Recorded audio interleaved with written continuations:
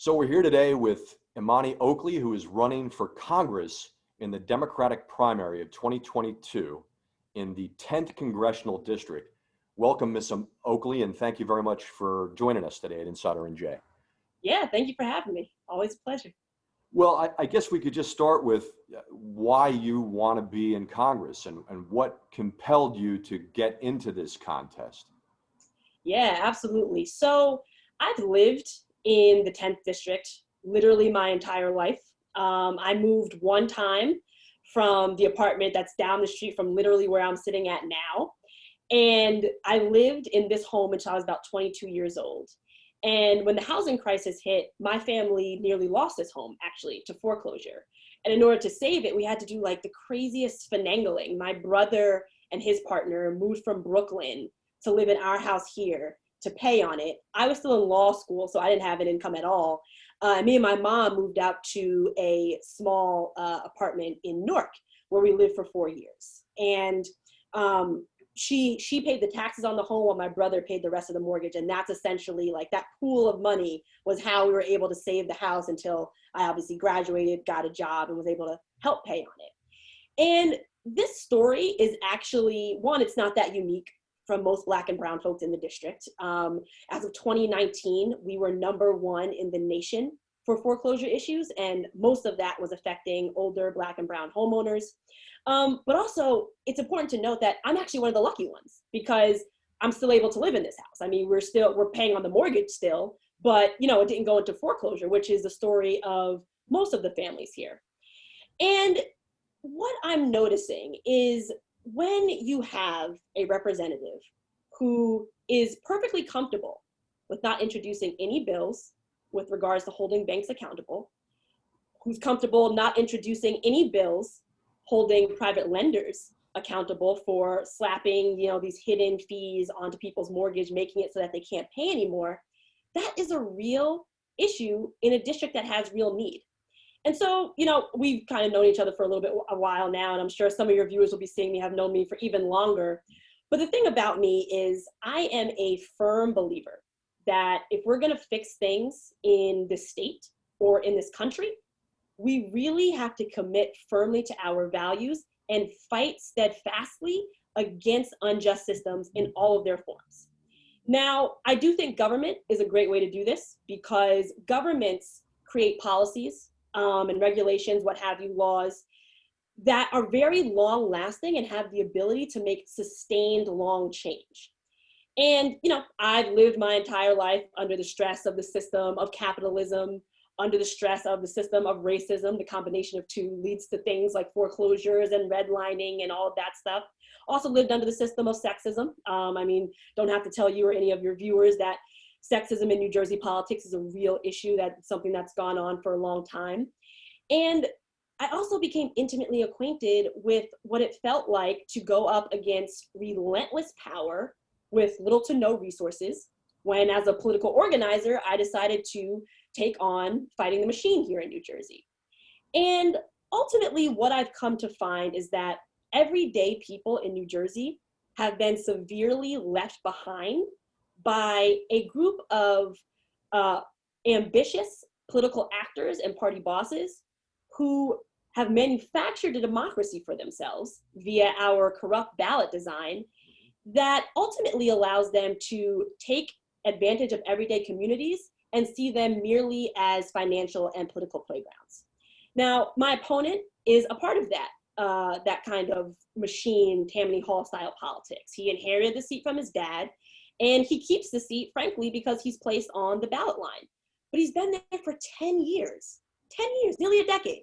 Ms. Oakley, pardon me, but do you have any evidence of why he's silent on this critical issue of, or not outspoken enough in your judgment, on the issue of foreclosure, which is especially damaging in this district and in the city of Newark? Right. Yeah, so I would suspect, and I would have to look into his finances, but I would suspect that he gets some pretty big donations from different real estate donors, like big real estate donors. That would be my guess. There's also party bosses who have financial interests as well in different real estate things, especially in Newark with like new buildings that are going up and gentrification that's happening there. There are big donors who are big donors to the party bosses as well. So there's nothing that he's said out loud, but also he doesn't say much out loud, nor is he in the district that much. So it's not something I would, or any person that lives here for that matter, would know. But my guess is it has to do with financial donations, and that he would not speak out about that because. Well, so you touched on the establishment several times, and this strikes me as something unique in your candidacy. Mhm. Many progressives come to this forum without the benefit of an intimate insider's understanding of the structural complexities of running for office in this state. You know what you're up against. You've written about it. You've helped educate people about the tremendous disadvantages for someone running off the line in a Democratic primary in particular.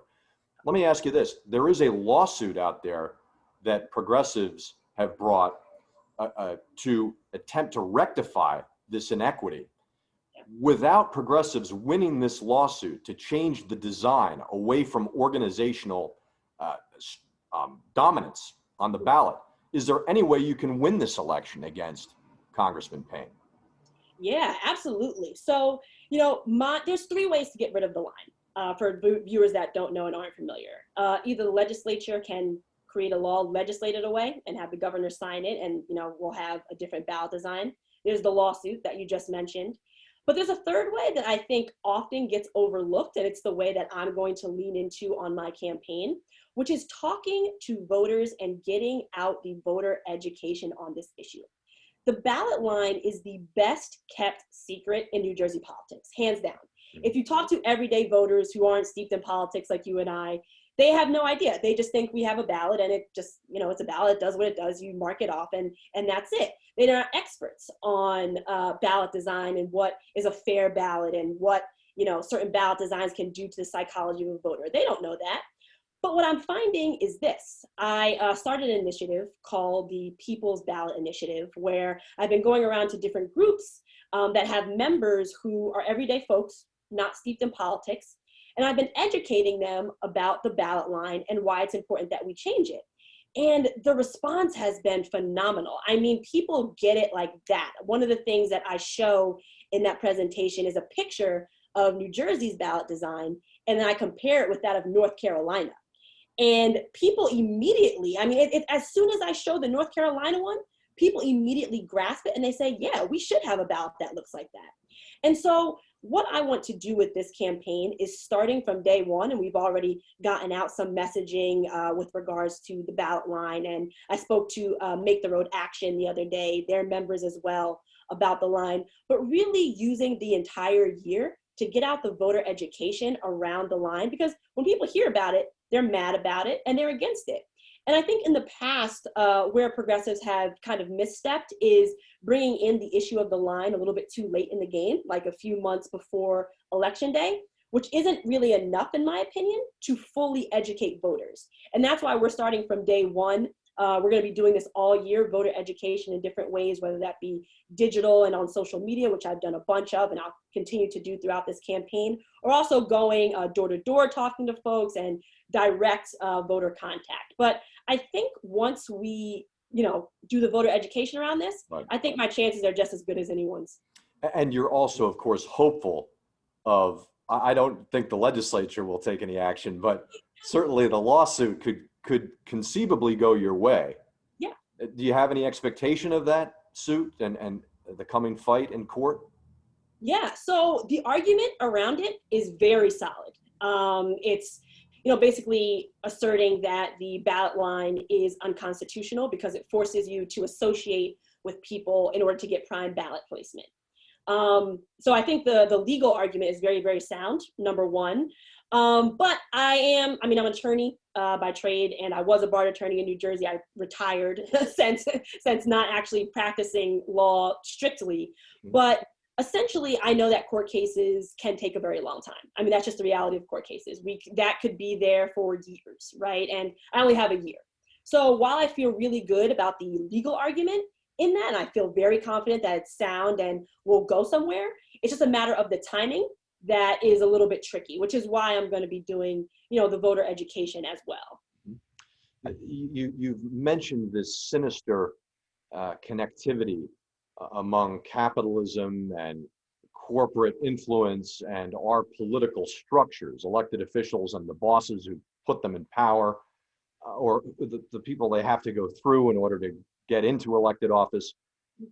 Do you see any particularly disturbing trends in our system of boss politics in the time that you've observed it, and specifically maybe the way it impacts this particular district? Yeah, definitely. I think the most disturbing trend that I've seen, and I won't say any names because they are personal friends of mine, but what I have seen is the gross exploitation of people who are working class and people of color. And here's how. Typically what the machine will do is, and this is how you actually get given the ballot line, is you either have a lot of money and you donate a lot to the party, but then there's those who are working class and oftentimes working class people of color who don't have that money to kind of give to the party to kind of rise in the ranks. And so what happens to them is they are tested in different ways, and it's called showing loyalty, which basically means you just say yes to whatever a party boss wants you to do, whether that's, work on a certain campaign they want you to work on, or if they place you on a regulatory commission, you set out regulations and ways that benefit them. And what I notice is that in particular, working class Black and brown folks who get into this system, they get a job where they're making more money than they've ever seen, maybe even more money than their parents have ever seen.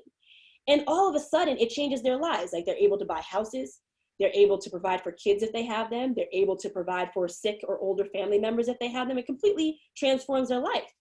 But now they're in this position where they know if they spoke out against the corruption that they saw, if they spoke out against the party boss system, they would no longer have those benefits.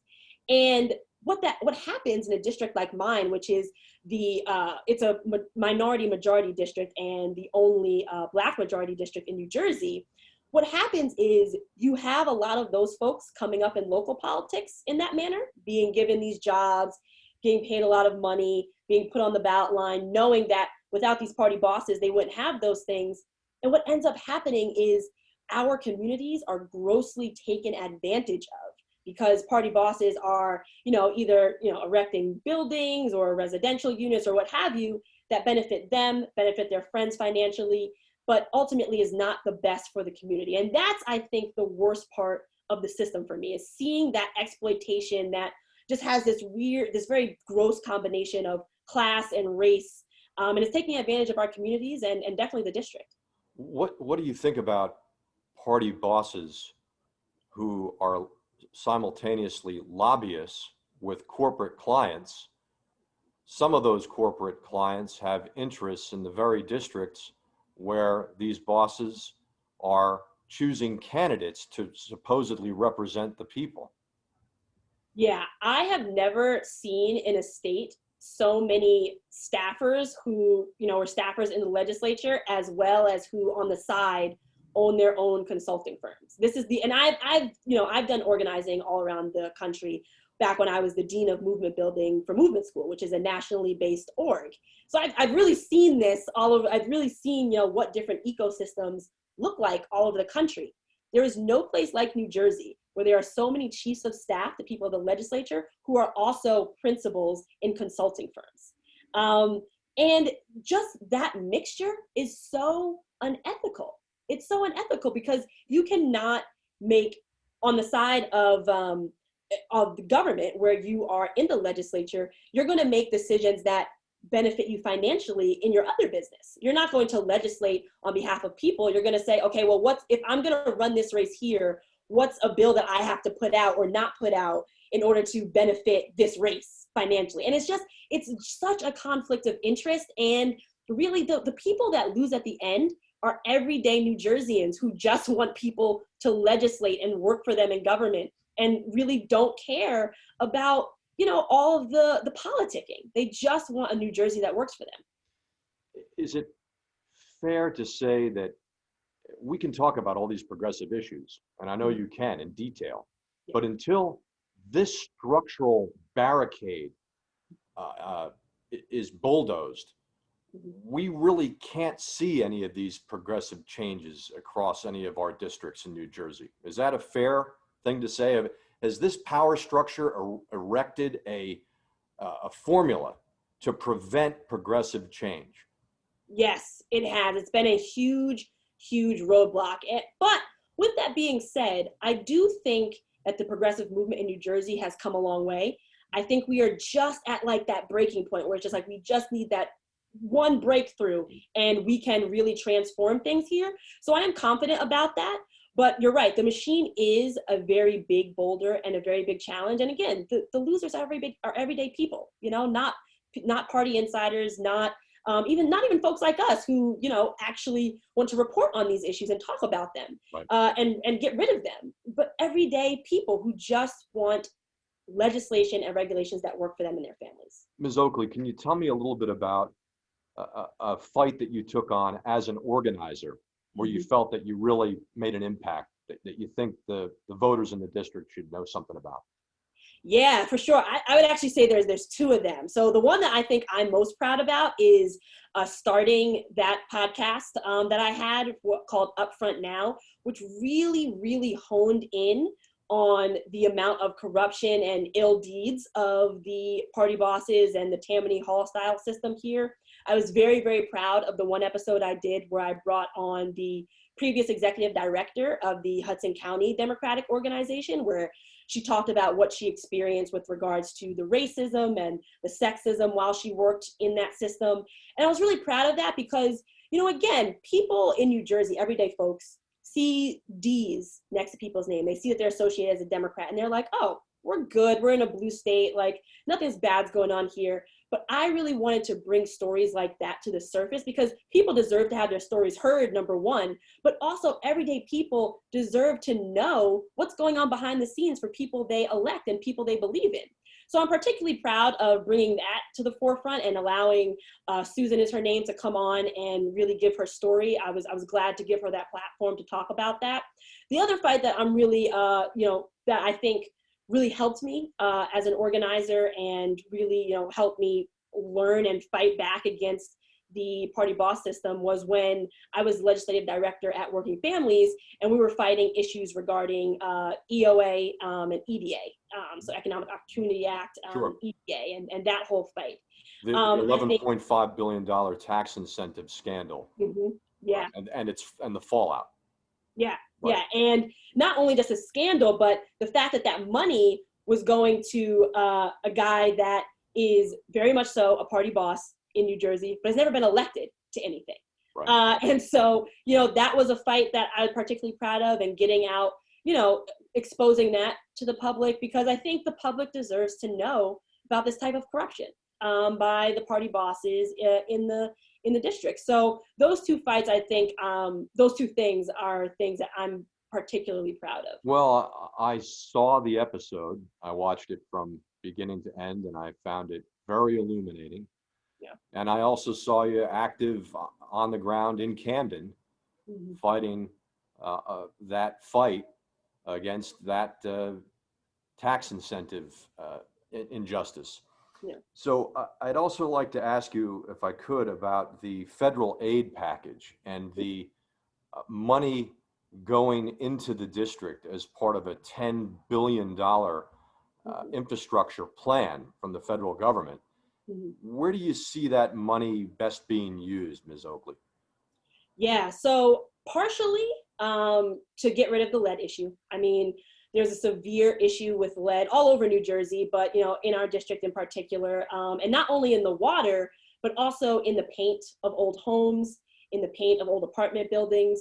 And actually, this one doesn't get talked about a lot, but I think it's particularly interesting. There's a lot of lead in the soil as well, which is really expensive to get rid of. You actually have to uproot that soil that has lead in it and put down completely fresh soil, and it's very, very expensive. So I think that would be a very high priority to start fixing, you know, start retrofitting those homes so that we have different paint. We can remove the paint in safe ways so that it doesn't infect, you know, other people who are in the vicinity. Removing that paint, replacing it removing the lead pipes, replacing them, and then ultimately getting to the soil, which again, very expensive process.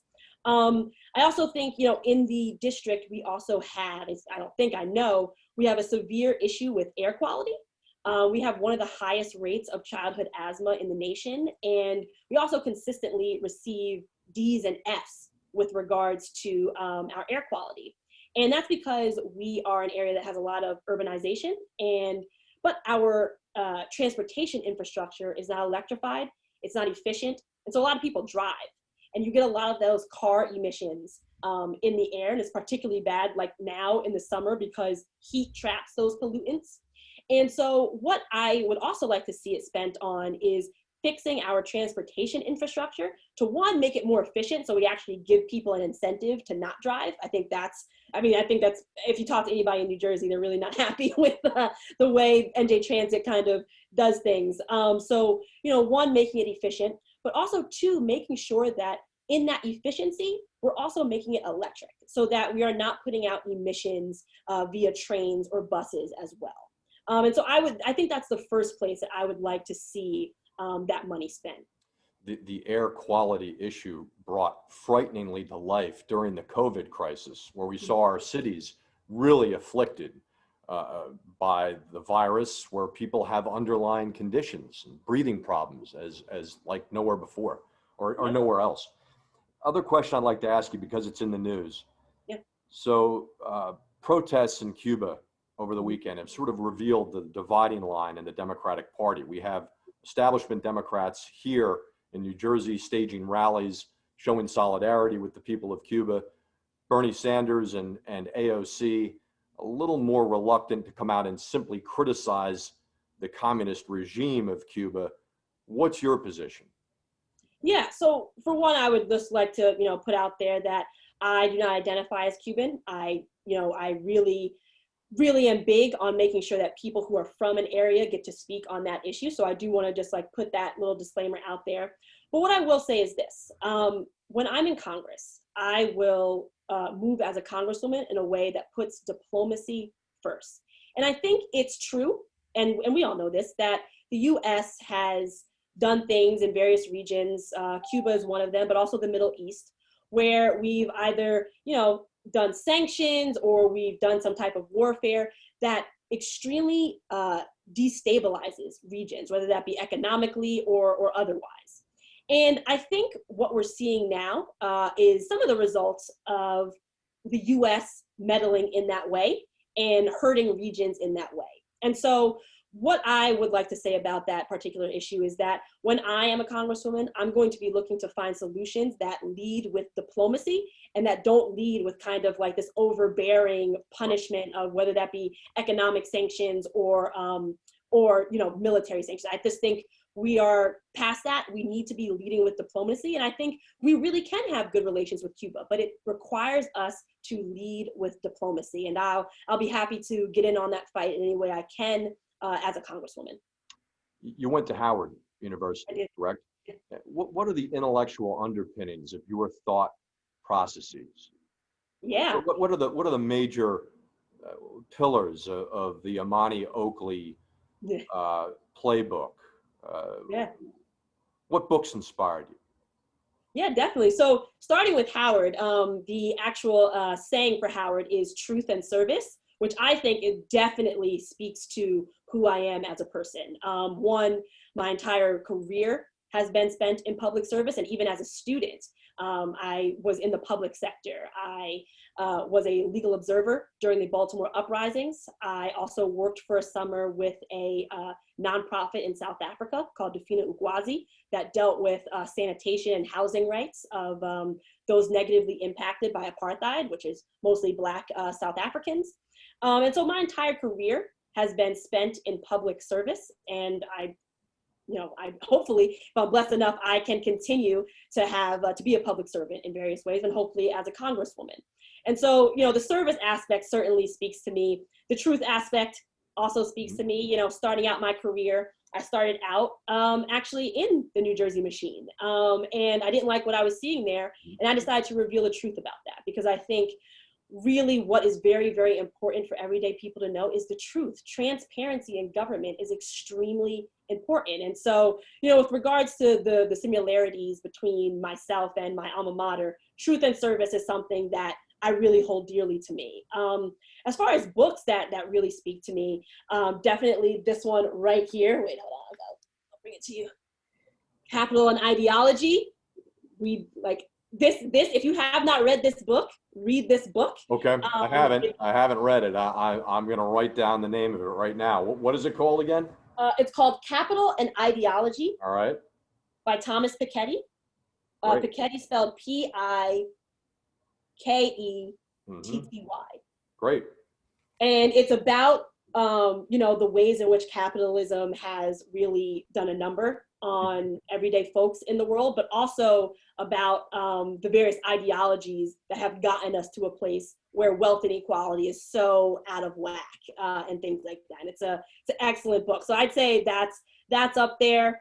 I would also say Black Marxism is another book of mine that's very that's a really influential book for me. It's about it actually criticizes the left, which is a little bit, it's a little not intuitive, but it criticizes left and basically says the way Black folks have lived for generations, with being very community oriented, being very family oriented, being very resource sharing. That is a form of political being that we should adopt, nationwide and worldwide, but that it's not kind of unique to who typically gets credit for it, which is white European men. And so that's a really, really great book, influential book to me as well. Let me ask you, if you were to get elected, who would you support for speaker? Would you want to see Nancy Pelosi become speaker again, or do you think it's time for someone new? Do you have any thoughts on who that might be?